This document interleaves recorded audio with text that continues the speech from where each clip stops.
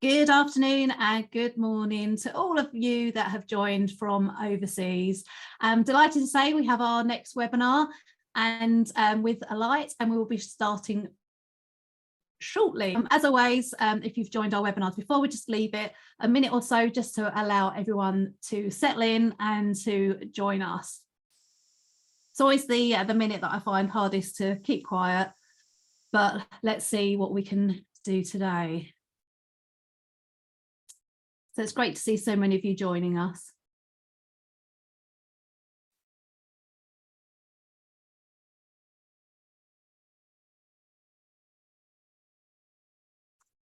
Okay, guys, are you ready? Amber and Gemma? Yep, ready. Well, as I said, thank you so much for joining us today. I'm glad to say we have our friends from Alight speaking on payroll transformation, what to expect in 2023. It's a really popular subject and popular webinar. So I'm really looking forward to what the guys have to discuss today. So let me just go on to the next slide and I'll introduce you to our speakers. As I said, we have Amber and we also have Gemma. So Amber, would you like to introduce yourself? Sure, thank you, Mel. My name is Amber Hassid, and I am the VP for Global Payroll Solutions for Alight.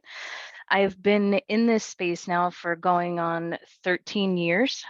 So everything from expat assignment management support to full-blown implementations and consulting with customers along the way to help transform their global payroll process and really make sure that they're getting the best out of their solutions.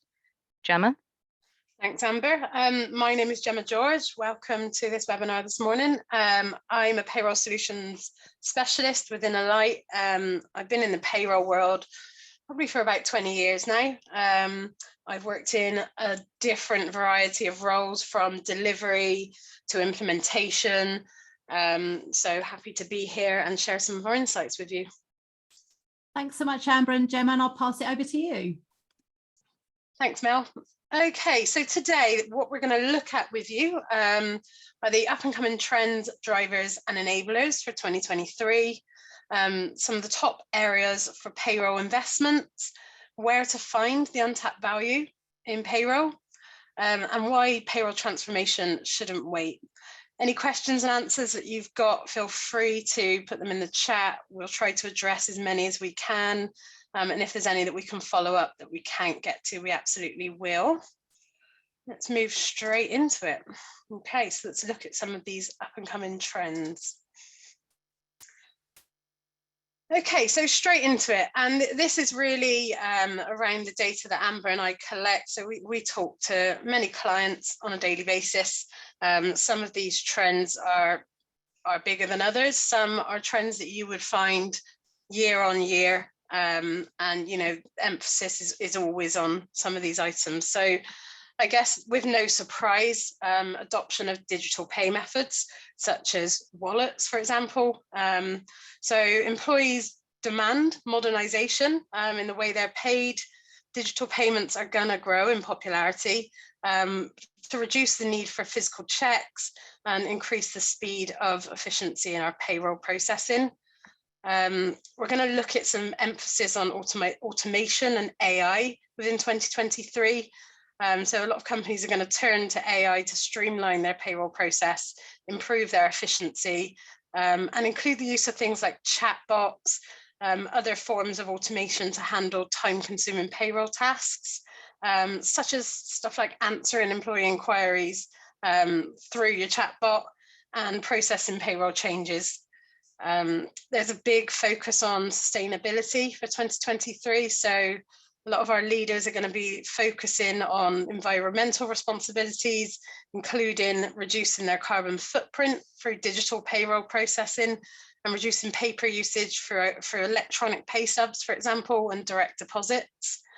One that tends to come up year on year, but I feel like maybe since the pandemic and over the last few years, it's becoming a bigger thing, employee experience and wellness.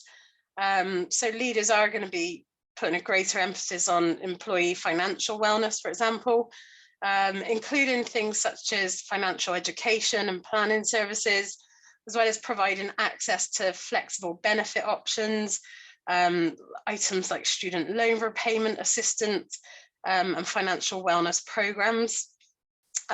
Also, companies will be looking at increasing their positive employee experience. So including user-friendly, mobile-enabled payroll experiences. That's going to involve investment in digital payroll platforms and other technologies that's going to make it easier and more manageable to provide that payroll information. One of the items that I keep seeing a lot about in the news at the moment, especially here in the UK, is the ability to attract and retain some of our top talent. So I read the other day a fact that nearly 3 in 5 organizations are struggling to retain some of their leading talent in specific areas. So I guess there are kind of points under this that are key. So there's been a massive growth in remote working. I'm sure everybody on this webinar will know that from the pandemic and onwards.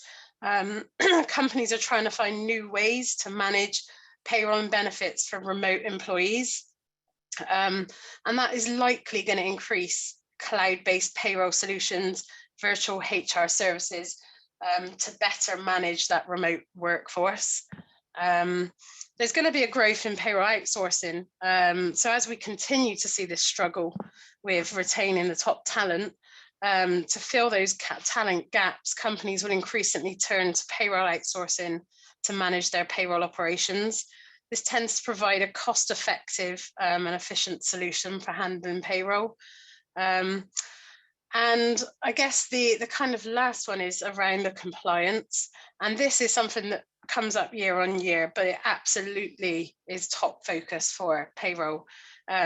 You know, companies need to stay up to date with new payroll legislation and tax laws, especially in countries around the world that continue to adapt changing business landscape. Any thoughts around any of those, Amber, that you want to share? I think from my perspective and based on the conversations, as you said, Gemma, that we have with customers on a daily basis, I think all of these points tie back into the confidence of payroll. And the quickest way to lose great talent is to lose that confidence in the payroll process and what actually is delivered to the employee at the end of the pay cycle. Right. So I think this all ties into ensuring that the organization is able to grow and advance and keep talent. And it's really focusing on building in the best possible processes to make sure that at the end of the day, the employees are getting paid, they're getting paid correctly, and they have confidence in the organization as a whole. For sure. All right. Sure. Perfect. Okay, so I'm going to hand this over to you now, Amber, because I think you're going to take us through some insights based on some recent client interactions that we've had. So I'm going to move on to the next slide. All right. Excellent. So as I said in my introduction, I've been in this space for about 13 years now. And I have seen payrolls around the world be operated on paper, via Excel, with independent systems that don't tie back. So today, what we're going to be talking about is kind of all of those models in one and what the future looks like. So if we talk about payroll operating models in general and how they're maturing and what transformation looks like, Gemma and I speak to the market again on a daily basis. 28% of the companies that we have spoken to operate with limited or no harmonization across their organizations globally. So 28% of those customers are operating desegregated models. Maybe they're using local providers across the operating countries that they have, and they have no core way of bringing that information back in from a payroll standpoint. And I'm sure the majority of us on the call today know what that looks like and what that translates to from a day-to-day operations standpoint. That means it's literally somebody's job to cut and paste and push ransom note reporting together for global payroll. From a standardization standpoint, no two countries look the same as you're processing payroll, which puts increasing pressure on the delivery team to make sure that they're keeping up with the differences country over country. 45% of those organizations lack confidence in their operating models, right? Shouldn't be a surprise if 28% have no standardization. Almost half of organizations have little to no confidence. Um, when I think about payroll, and Gemma, you and I have this debate and conversation all the time, payroll is the most important aspect of any organization. Without payroll and without payroll professionals, the organization cannot run and cannot operate. So when we think about 45% of those organizations having a lack of confidence in the information coming out of payroll, that means those organizations are really struggling to leverage the data coming out of payroll to help make strategic decisions about the direction of that organization. So when you're talking about, moving into new jurisdictions, hiring more employees, if you don't have visibility to the information coming out of payroll or the confidence to stand over that information, it's really hard to enact that data. And about 8% of organizations have achieved a transformed level of an operating model, meaning that they are using the systems and technologies to do a lot of the heavy lifting and really taking the pressure off of the payroll team, ensuring that they have the best tools available to help drive payroll transformation across their organization. Gemma, anything that I missed there? I don't think so. I think 45% always calls out to me on here in terms of lack of I can't speak today, confidence in the payroll operating model. I think that's kind of scary, and that really does call back to the retaining your top talent. People aren't going to stay if they don't have confidence in their operating model. As payroll people, we really want to make sure that we pay people accurately and on time. I know it's a bit of a cliche, but that is what we live to do, essentially. Pay drives everybody in their life, personal lives, work lives, and we want to make sure we get that right for everybody. And to lack confidence, is not an ideal place to be, for sure. Yep. And I did see a ping in the chat around, where is that confidence lacking?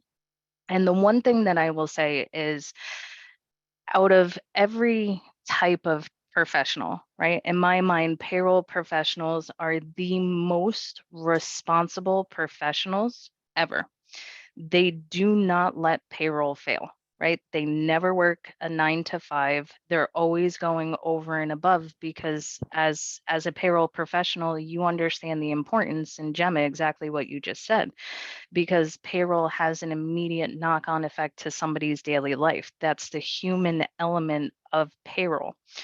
So it's not a lack of confidence around the payroll professional, but it's a lack of confidence around having the tools and the mechanism to ensure that the payroll professional is not spending an unlimited amount of hours trying to go back and correct something that technology and standardization should be able to do right out of the gate.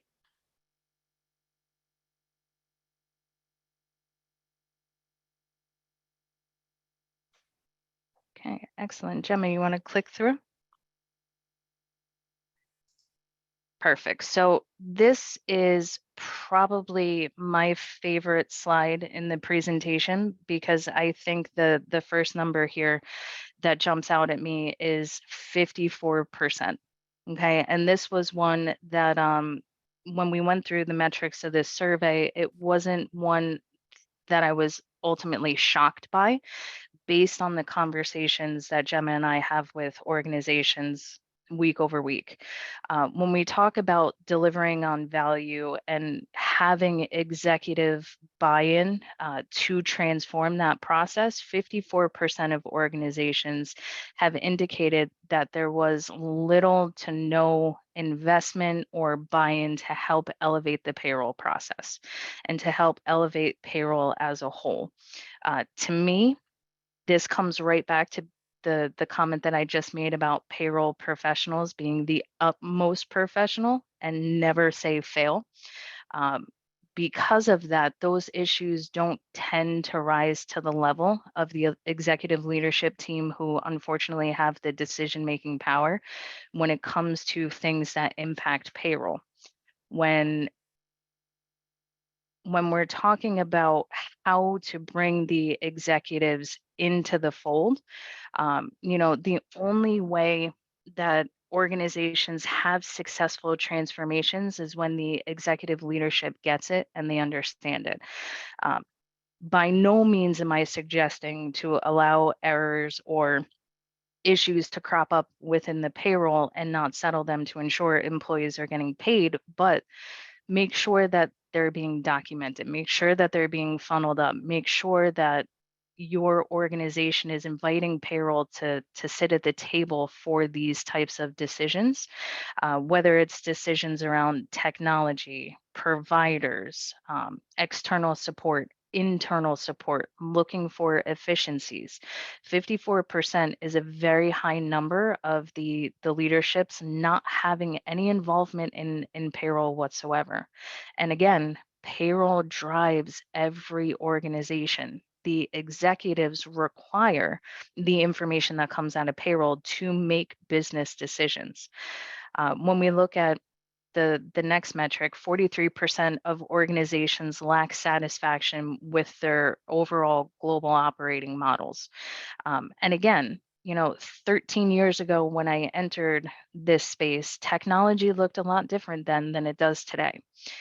And I think a lot of what we come to just kind of accept in this space is that payroll is difficult and global payroll is challenging and it's painful and it's complex and it's just something that we have to live with. And that's not the case anymore. There has been significant advancements in global payroll technology over the last couple of years. And it's about finding that purpose fit solution for your organization. And we'll dive into that a little bit later on in the presentation.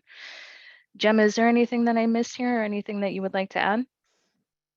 I think the only addition that I'd add to this in terms of the lack of satisfaction with the global payroll operating model, sometimes we can see where we may invest in our employee experience. So we'll invest in methods of our employees accessing their pay, accessing their documents and their pay slips. But actually, because of our professionalism, we don't call out the things that are going wrong to make that employee experience happen. So some of the more basic level items are not being looked at because of that fact. And I think that is absolutely something that needs to be called out, and essentially payroll needs to come to the table with some of those items, things that are going wrong in country, things that you happen to manually do on a period on period basis to get those employees paid. And payroll needs to come to the table and be in those conversations to be able to improve some of these numbers. Yeah, 100%. And where I have seen those conversations become successful transformations is where organizations have been able to feed it back to the executive team to say, okay, if we're looking at reducing cost and effort and everything else from a payroll standpoint, here's the cost of payroll, right? Especially right now, everyone is looking to cut costs, and that's not going to be a trend that goes away, right? There's always a pressure on payroll to reduce the cost of operations. And too often, the executive team is really just looking at the fee for a pay slip, right? How much does it cost to actually physically run? But what they don't take into account is the time and the effort and the additional hours spent on pulling those reports together, on fixing the errors that come in and out of payroll if it's a manually based payroll. All of that goes into the actual true cost of payroll. And that's the piece that is always missing, because at that level, again, if it's not rising up, unless you have errors on the payroll that directly affect the executive team, is the only time that they're going to be aware of the errors that go into payroll. So really highlighting that and bringing it forward and elevating it up to that level of conversation will help drive transformation within the organization. Okay, perfect. So not to treat this as total doom and gloom, but talking about some of those roadblocks and enablers for payroll transformation. And I think, picking right back up on where we were in the last slide, really having that executive buy-in is going to be the number one enabler to that process, and not having it is going to be the number one roadblock. And without clearing that in and of itself, it's going to be very difficult to get anything done within the organization, right? So you definitely want to make sure that you are auditing your payroll process, you're keeping track, you're making those suggestions on building in efficiencies and automations with what you have in-house today. And if you don't have it in-house today, those are the areas that you're flagging and bringing to leadership's attention of, hey, listen, 75% of what we're doing today is working, but it's this additional 25% that I think we really need to focus on. Another typical roadblock is outdated technology. Okay, so maybe taking a look at your core HCM or HRIS system and making sure that it is up to date and it's fully updated and ready to ingest and push out information for payroll. Taking a look at if you're using an outside provider to help support the process, making sure that their technology is up to date with that core HCM or HRIS system. So there's areas to look for limiting the manual intervention that has to happen between systems. Really leveraging technology is probably the number two enabler for payroll transformation. Again, there has been really big advancements in this space when it comes to technology that supports global payroll. And it's spending the time to identify for your organization what it is that you need the technology to do. Number three, from a roadblock perspective, would definitely be strategy, right? And it's one of the ones that are, I would say 9 times out of 10, overlooked, to have a cohesive global strategy, because all too often, especially in payroll, there's a limited amount of time on a monthly basis that you have to pick your head up, take a deep breath and say, whew, all right, now I can focus on something else. So really taking a look at what that overall global strategy for the organization would be, right? What is that ultimate goal for the organization from a payroll standpoint, and work backwards from there. Okay, once you identify how payroll should look, feel, and operate within your organization, use that to work backwards and purpose fit solutions into that goal. Make sure that you're not just solving for the issue of the day, and if your organization is growing, that you need a scalable solution along that path as well. So having executive buy-in, supporting technology, and an overall global payroll strategy are the top 3 enablers for payroll transformation, as we've seen across organizations that have been really successful at it. And those are typically the 3 areas and roadblocks that organizations fail on their transformation journey, and it just kind of falls apart. What do you think, Gemma? Absolutely agree, 100%. So I think we're going to go to a poll now, Melanie. So if I can hand over to you to do that, that would be great. Okay. So the poll that we have is, out of these 5 transactions, what areas need improving? So I'm going to launch this now, and can everyone see it on their screen? I'm hoping you're going to say yes. So looks good for me. Okay, Excellent. So you have automated payroll review, transactional fees for FX, compliance failures, payroll calendar timelines, global payroll standardization.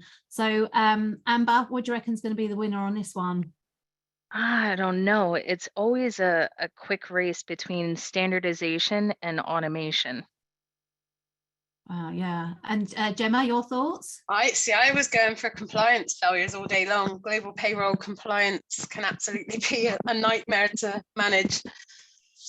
Yeah, we yeah, on the GPA side, obviously we hear a lot about compliance, so you know that's a key point, but I can cheat because I can see the answers. So I'm not going to say anything, but we're just going to leave it for 30 seconds. I have like my magic, if you've attended my webinars before, we've got my magic number, we're nearly there. So if you haven't answered, could you just answer, please? We've got a few people in chat saying all of the above. Yeah, I feel like we missed a selection there. I know, sorry guys, but you got all of the above as well. So we're nearly there. Okay, so I'll just give it a couple more seconds and then I will show you the results. So here we go.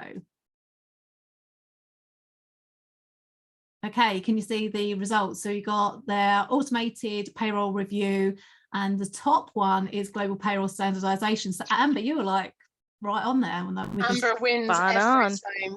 Spot on. I know. I feel like I may have swayed the votes just a little bit. And I have to be honest, if there was an all button, I would have lost. The only thing was it was already there. When you said it, it was there were those two were the top ones. So yeah, it was like you had 6 cents on that. Okay, so I'll stop sharing and I will leave you to carry on. Okay, excellent. Thanks so much, Mel. All right, perfect. So top 5 areas of improvements. Okay, so again, speaking with multinational organizations, these are typically the top 5 areas that pop up. No surprise that automation and standardization are the top focus areas for this group. Same thing on the metrics that we reviewed before. When we did a look at the market, those were the 2 top areas that jumped out. So we will dive in greater detail to, you know, what types of activities can be done across these 5s and what areas to really kind of dig into to get the most value out of it. But I think right now, Gemma, you're going to take us through global payroll standardization, and we'll start there, which is actually pretty key because that's what the attendees had voted on. Yeah, absolutely. And I think when someone says global payroll transformation, even myself in the past, you know, you kind of think, yeah, that's not possible, never going to happen. You've always got those nuances in payroll where, you know, one country has something really specific that happens that not every other country does. And, you know, each organization has its own unique challenges and processes as well. But the fundamental characteristics of payroll are essentially the same across the world. We just need to make sure that we can plan for those in-country differences that we get challenged with. I'm going to flip onto the next slide. So this kind of shows you a typical global payroll. So you've got your cloud HCM. You've then got the spaghetti on the wall, as Amber and I like to say, which are your different integrations, interfaces, inputs into all of your different countries. Now, what's really difficult is when you are the payroll person or the HR lead and you're trying to get some kind of standardization. How do you even start when you're looking at multiple different streams, multiple different processes? Where do you start? Where do you start to get some of that data out, some of that artificial intelligence that you need to be able to start to get this looking clean and get the spaghetti a lot straighter, you know? And typically, you know, what I think a good place to start is to be able to get some of that in-country information in your dashboards, you know, understand what's going on in country, understand where you've got your pain, what countries cause more pain than others, what countries kind of tick along happily. and try and clean up some of this information that is currently sat out there. And, you know, you've got one individual processor that knows that country and that's it. Try and get that more centralized within your cloud HCM where you can. Anything to add there, Amber?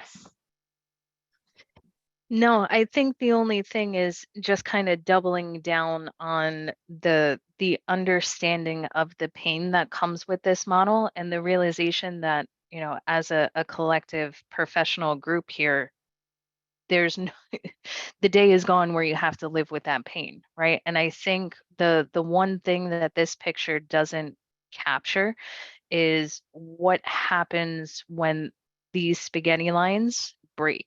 And we actually did this on a live presentation with a live audience where we had volunteers put their hands up and we called out, you know, someone be Singapore, someone be Australia, Tanzania, and we actually physically handed them strings to visualize what those integrations look like from the core HCM.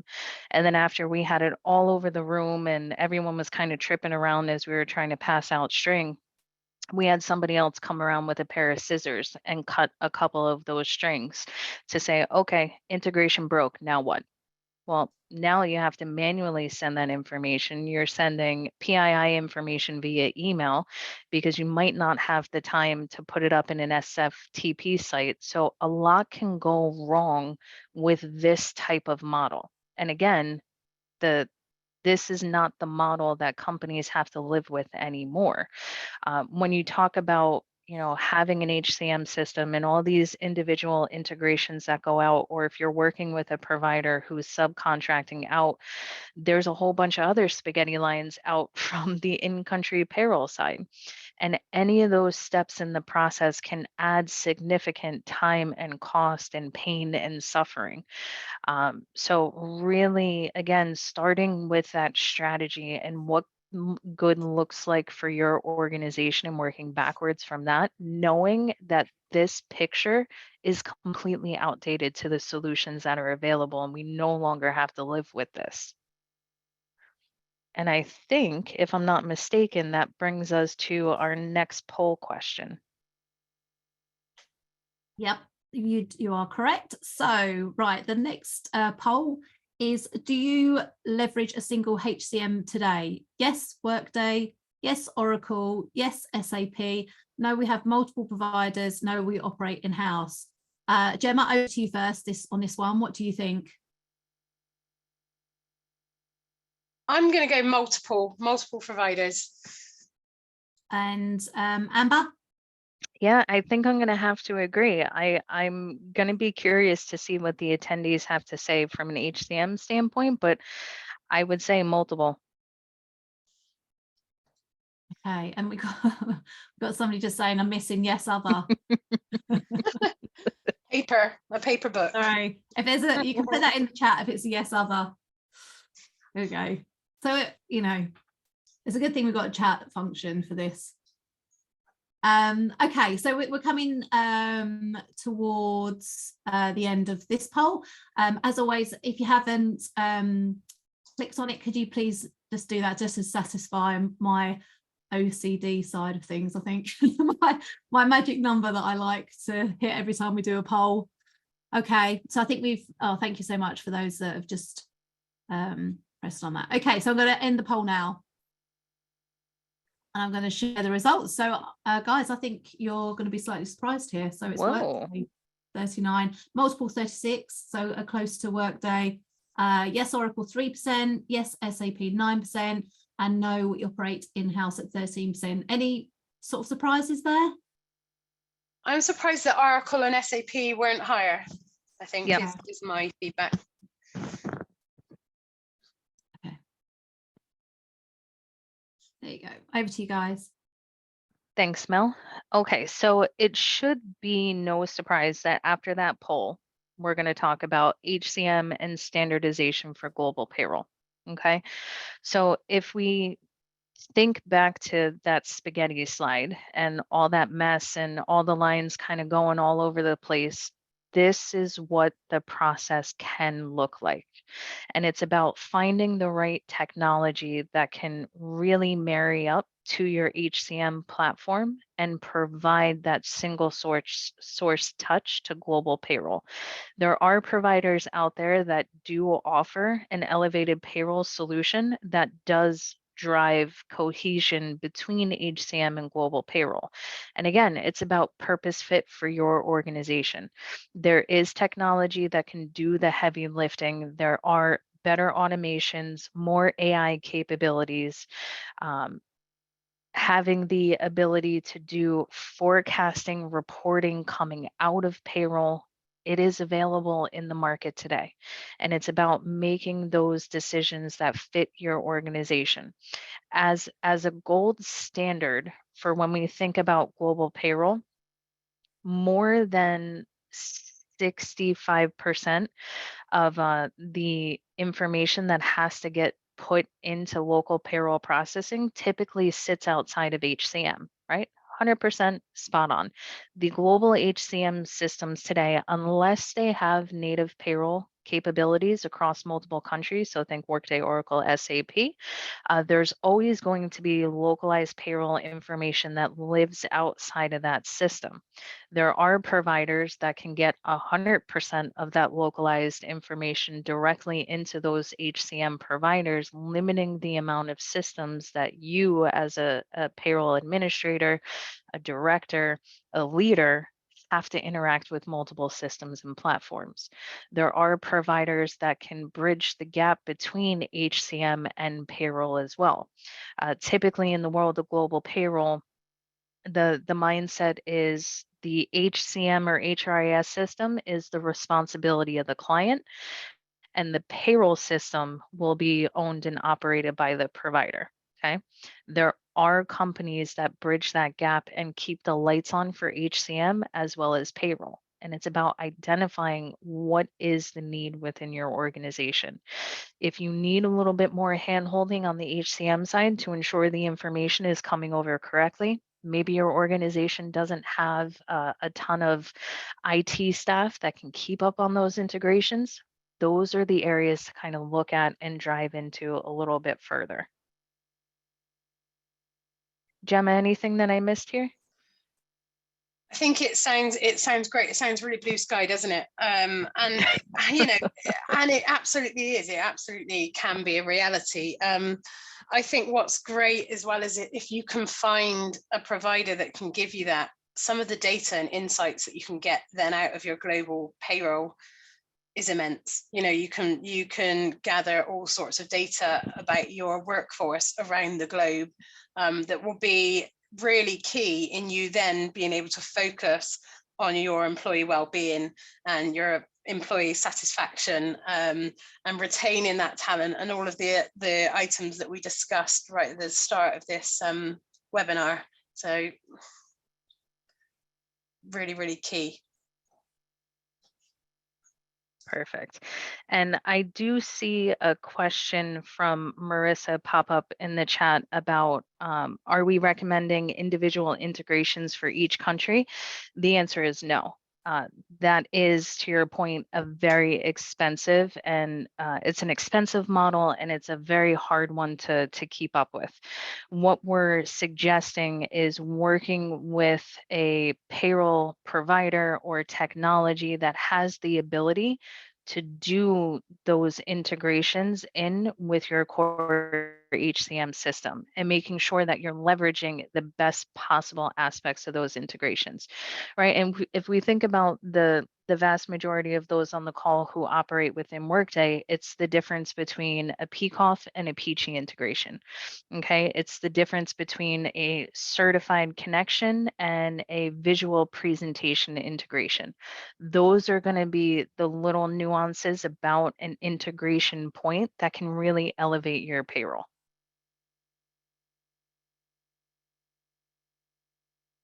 All right, top areas for payroll investments. So these are the same 5 areas that we had asked you guys to vote on a little bit earlier in the presentation. So we're going to spend just a little bit of time going through them individually, but it should be as no surprise. Again, this was one of the top rated in the poll, the automated payroll review. Okay, so think about, an organization with operations in 30 countries with, 12,000 employees. To have uh, an automated payroll review where you're using the technology to be able to do those audit and variance reports directly out of the system is going to drastically reduce the time of review. Okay, so instead of, I know when I started in my career, printing out legal or A4 size sheets of paper with the ruler and going line by line and doing the payroll review, and how much time and effort that took. Being able to do audit and variance reporting and really just looking at what changes happen in the payroll process. So if you're still going line by line and element over element looking at changes, that becomes an area that your organization needs to invest in to make sure that you are automating as much of that review process as possible. I have said it, I will always say it. Payroll will always be a human business. It will always require two sets of human eyes to look at and validate the information coming out of payroll. But where we can allow the technology to do the heavy lifting, we definitely should. One of the areas that's typically overlooked from a cost saving measure is transactional fees for FX payments. Okay, so think about this as payroll is done, and now we have to physically pay the employees and the statutory authorities. Depending on how your treasury function is set up within your organization, maybe it's a local bank account in country, maybe you're funding centrally from a particular location and setting up wires across those multiple countries. There's bank fees, there's wire fees, there's incoming wire fees for employees. Those are areas to really dig into. The treasury function, again, is one of those overlooked areas in the payroll process. So really digging into what those fees and even the FX rates that you're getting, whether you're working with a provider or you're working with a bank, always take a look at what those transactional fees are, because it's one of the quickest windfalls when looking to cut cost. And if you are working with a provider that does offer that service, there is time, effort, and energy that comes off of the organization's back in order to move those payments. And think about it. If you have a track and trace. So an employee calls and says, "Hey, I never got my pay. Do you know what happened?" The time spent between treasury and payroll trying to locate and find that payment can take hours, can take days. And again, you have an employee on the ground that hasn't received their pay. So definitely dig into the treasury aspect of the payroll process and take a look at those transactional fees for FX. Compliance failures, again, no surprise. When it comes to compliance across organizations, again, 30 countries, 12,000 employees, tho- that's 30 different points of compliance that has to be managed, making sure that you have an internal governance team within your organization who is taking accountability for compliance and making sure that you have your checks and balances internally in place and a baseline understanding of what compliance regulations are country over country. If you're working with a payroll provider, whether it's a local payroll provider or a global payroll provider, making sure that they're feeding back compliance updates that'll have a direct impact on payroll or HR in the countries that you're operating in. Right now, we have seen a lot of organizations across Poland going through audits for years back.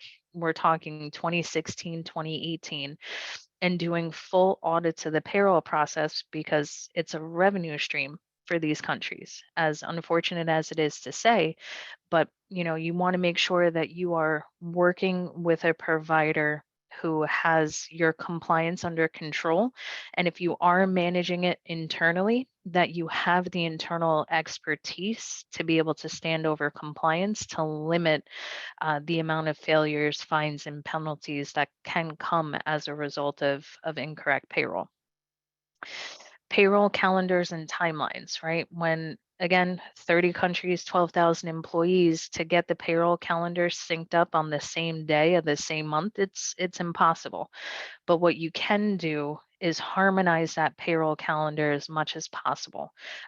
Every country is going to have, different holidays, different filing dates, different pay dates. That's fine. But if you can harmonize that to the core elements and aspects of payroll, it'll move you away from, feeling like every day of the month is payroll day, and really getting hyper focused on the activities that have to take place, some that you can pull up within the month, some that you can delay back, but really putting arms around those calendars and timelines. And then finally, global payroll standardization. So we've talked about that a lot today, but really drawing that picture of what good looks like for your organization, and then investing in moving the needle in payroll to get to that point. So leveraging technology, ensuring that HCM is up to date, fully updated, and can support. I did see a comment in the chat about an attendee who utilizes Workday, but not all the information is in Workday, and some is still done on paper, right? So taking a look at those specific areas and working backwards from there. If you have 75% of the information in Workday, that's great. How do we automate and how do we transform what is still being done manually today? Those become your focus areas. All right, Gemma, what did I miss? You keep covering everything today, Amber. You're just too on it today, I tell you. Some of the biggest call outs, as you said, I'm just going to repeat what you say. Compliance to me is a minefield. You're in country. I know, just being sat in the UK, the amount of changes to legislation that happens throughout the month is crazy. Instead of having that responsibility throughout the world and having in-country people that are responsible for that, look to centralize as much as you can. If you can get a key team that are monitoring different legislative changes throughout the world on a regular basis, daily basis, more than likely, then that's gonna really reduce any risks there. And payroll calendars is something I hear from customers day in, day out. We want to try and get as close as possible to that payday to make those critical changes, and it's what tasks can you move around, what standardization can you get throughout the world that would enable you to make those payments at the very last minute, to give your employees the biggest opportunity to change items like their account details, things that are going to affect them getting their pay on time. I think you covered it, Amber. Perfect. And I think we're over to you next. We are indeed. Okay, so another request that Amber and I are seeing a lot lately from a lot of our clients is them being able to have flexibility in their operating model. And this can be a big deal, especially where you've got some real complex countries. You've got others that kind of tick over on a month-to-month basis, because they're a lot less complex. And I think what's really worth giving your time and reviewing is a flexible operating model. So you might look to a partner, for example, to outsource. But you may not want to outsource all of your countries or all of your processes. You might want to keep some in-house. Typically, if you outsource, you would have payment services, you would have a compliance element to it where, you'll get compliance updates, alerts, and management, the year-end processing, kind of application management services, where possible. You might be able to add in some of those application support for HCM, where you may have one of those big players, for example, like Workday. You might want to look at a hybrid model. So when we say hybrid, I mean a bit of managed and a bit of SaaS. So you might want to keep some of the payroll processing in-house, because perhaps it's a country that to you is really complex. You've got complex business rules around that, and you want to keep that knowledge in-house. So you might want to use a partner for integration. You might look to simplify that integration aspect and use that technology, but actually process your gross nets in-house. And then, of course, there's a SaaS model. So when we're talking about those integrations and the spaghetti map that you saw versus the kind of one integration for your business, you might want to reach out to a provider to just provide you with some technology to clean up that landscape. So, that might be where you're going to fully process payroll in-house.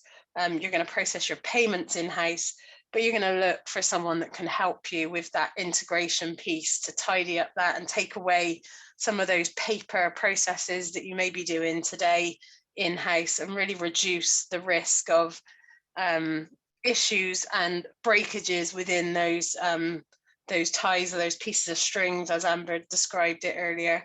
And then, if you've got the hybrid, you've got a mix of both. So you might have some countries where maybe you've lost some of that knowledgeable talent and you need a partner to manage that for you, but you want to keep some other countries in-house. You want a partner that helps you with compliance and payments and, looking at your application management. So, it's flexible operating models is definitely something to consider when you're looking at those key focus areas on your payroll and getting it to where it needs to be. Any input on that, Amber? No, I think it's spot on, right? And it's about purpose fitting the operating model to the organizational goal.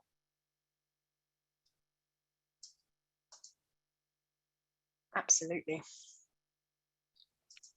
All right. So I think we only have one more slide to get through and one more poll question before we can get to audience questions. So if you do have any questions, definitely feel free to throw them in the chat or the Q&A section. All right, Gemma, if we can move on, let's talk about why payroll transformation shouldn't wait.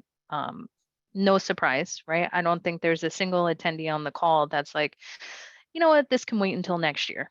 You guys are living through the pain and the broken model if your model is broken. But really, payroll is that critical element to ensuring that organizations are retaining top talent, that you are improving the employee experience, that you are putting arms around the organization.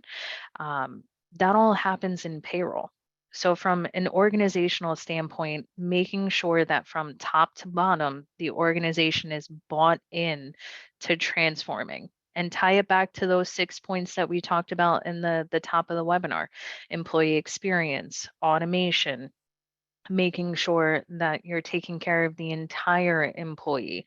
And that goes to the end employee on the ground that payroll professionals are responsible for paying on a pay cycle basis, but also the payroll professional and the teams that are responsible for running payroll within the organization. Making sure that your future foundation can support the organization as you grow and scale and you explore new jurisdictions. The M&A, the mergers and acquisition market right now post pandemic is very, very active. And all too often we're in conversations that say, yeah, you know what? We actually just found out we acquired this company and we have 2 weeks to pay all the employees. Or we just got the transition service agreement and now we have to pay them in 30 days. What do we do? Right? So making sure that you have the foundation for future growth and that you can quickly take on, these additional locations and challenges and payrolls. Some of the most critical information comes out of payroll that help drive change within the organization. Again, total cost of ownership, compliance, so tax filings, the total cost of operations country over country. Using that data and having access to that data to drive insights within the organization and to really put, at the end of the day, leadership and control of that information. And really focusing on the employee experience, right? Gemma spent time talking about what that means. for organizations, especially in the UK right now, and keeping and retaining top talent. Payroll will always be a human business, and really taking it back to the basics and having that core understanding of what payroll means to the organization, but also to the employee, and doing whatever possible to re-energize and rebuild that confidence, and stop the questions of, well, what happened in my payroll? Like, why is my pay slip wrong? I was underpaid, I was overpaid. Really taking care of that entire employee experience.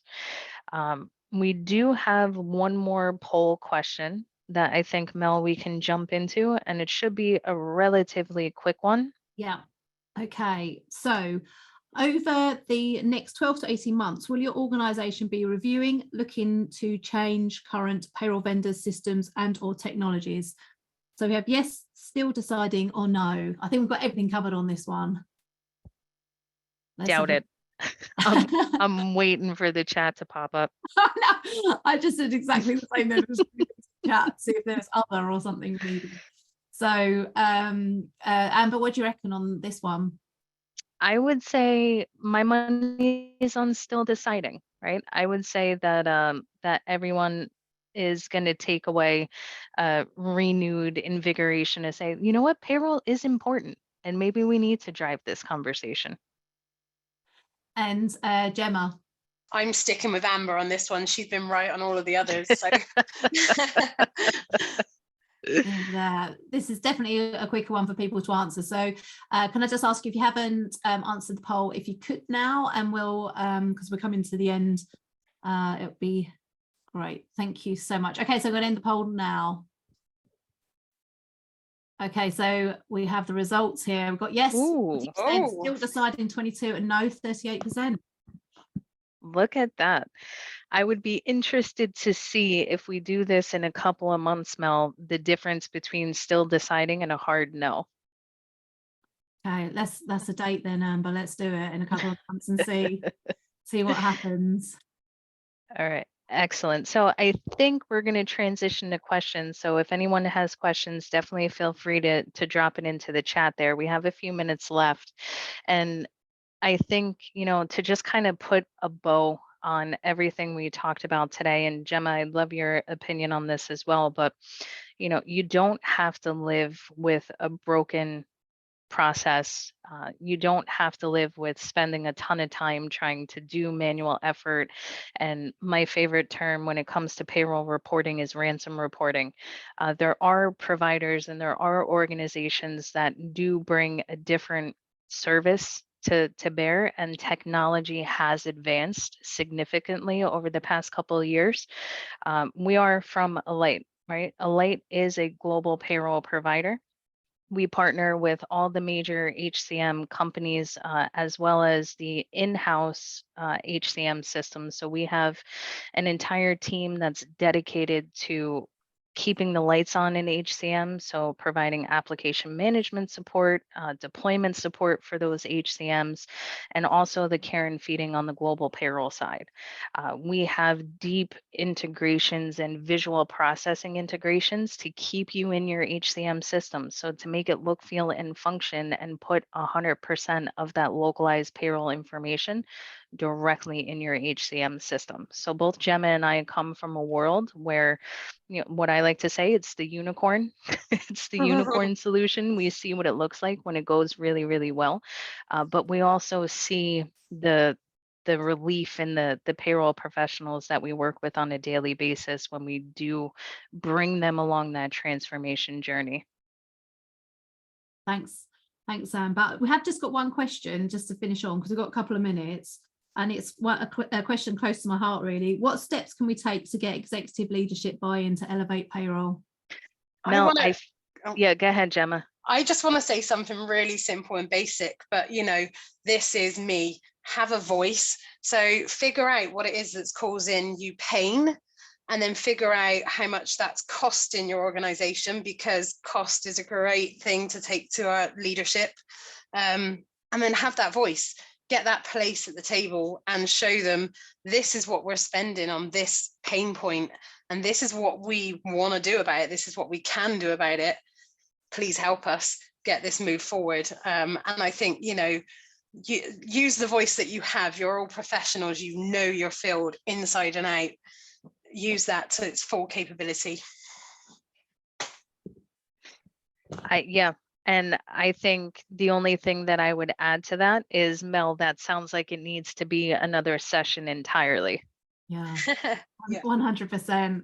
I think it's a really crucial question, and something that, you're right, it could be a whole, you know, other webinar to really discuss, because it's really important. It's important for the industry, important for the payroll department, important for payroll leaders. So yeah, let's do that.